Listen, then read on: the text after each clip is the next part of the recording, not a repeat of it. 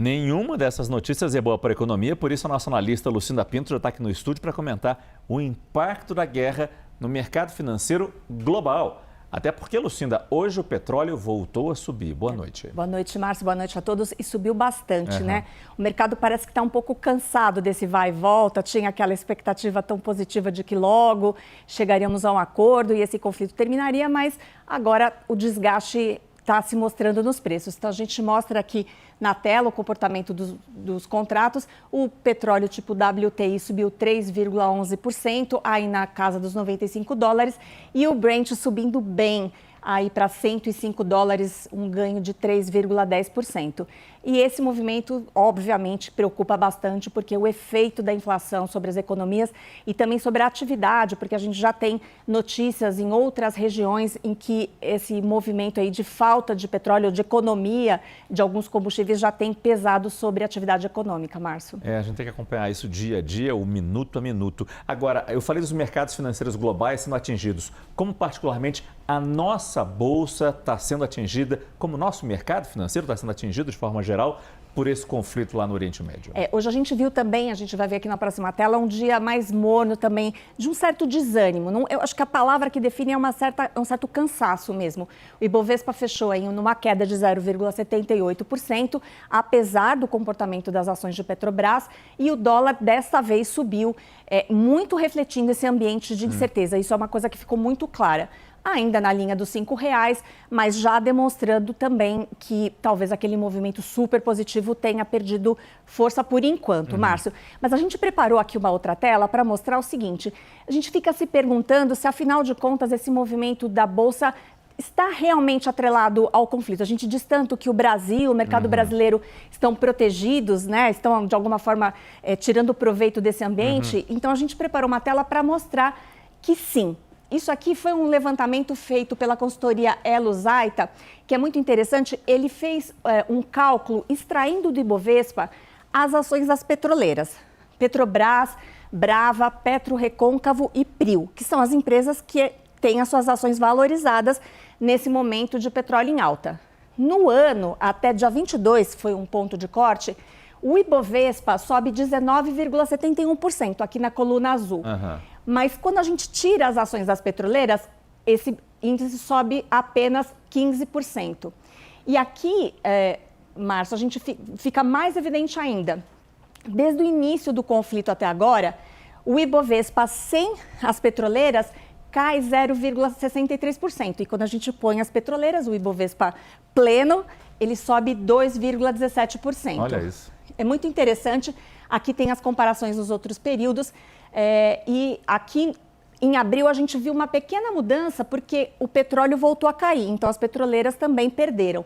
Então, Ibovespa sem petroleiras sobe mais, 3,95%, ante 2,90% do Ibovespa pleno. O que isso demonstra é que, embora a gente esteja sendo beneficiado pelo dinheiro estrangeiro que está chegando para comprar as ações, isso está se concentrando nos papéis que são mais líquidos das grandes companhias, especialmente as produtoras de commodities. Então, ainda tem mesmo um ambiente de cautela com a economia de um modo geral. A taxa de juros é, sim, uma questão, e isso está impedindo uma recuperação mais consistente, mais espalhada sobre o mercado brasileiro. Muito obrigado, Lucinda Pinto, que volta ainda nessa edição do CNN Prime Time. O governo federal anunciou hoje que está propondo ao Congresso o uso de uma receita extra obtida com as exportações de petróleo para baratear o preço dos combustíveis. Aqui no Brasil, esta seria mais uma estratégia do Poder Executivo para combater os impactos da guerra no Oriente Médio sobre a economia do país. Vamos começar essa cobertura que vem muito a reboque do que acabou de falar a Lucinda Pinto, trazendo primeiro a explicação do ministro do Planejamento, Bruno Moretti.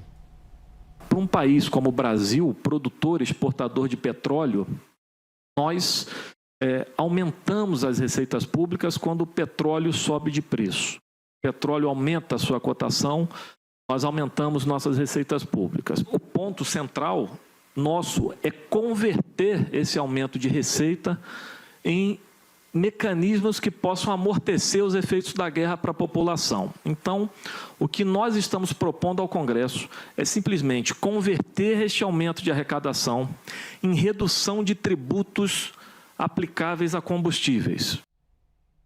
É o que a Lucinda acabou de mostrar com o dinheiro que está entrando do petróleo, os lucros que a Petrobras está tendo com a exportação mais cara, já que o produto está caríssimo lá fora por causa da guerra.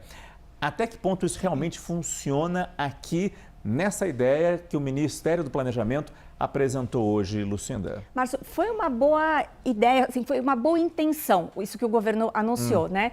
É um mecanismo complexo, ainda tem muitas dúvidas sobre como efetivamente ele vai funcionar. Então, por exemplo, ele diz que toda vez que tiver uma arrecadação extra vinda das exportações de petróleo, esse dinheiro vai ser convertido num corte de imposto, de tributo, na verdade, de PIS/COFINS, sobre os combustíveis. O que é arrecadação extra? É sobre o quê?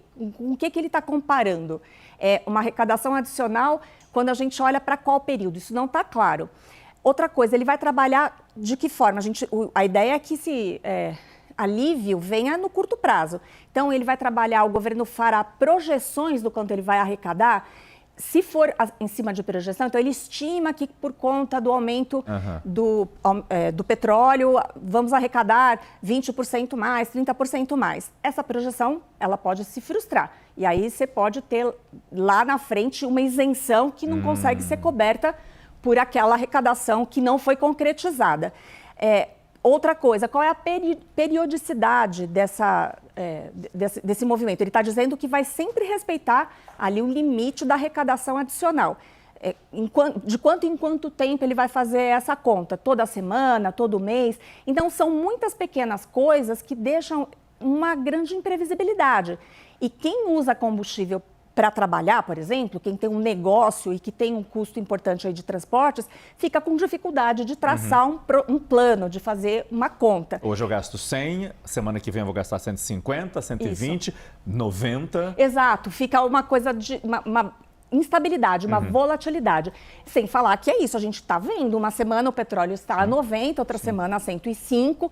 Então tem todas essas questões, esses detalhes técnicos que precisam ser ajustados para a gente conseguir entender se esse mecanismo vai ser eficaz ou não.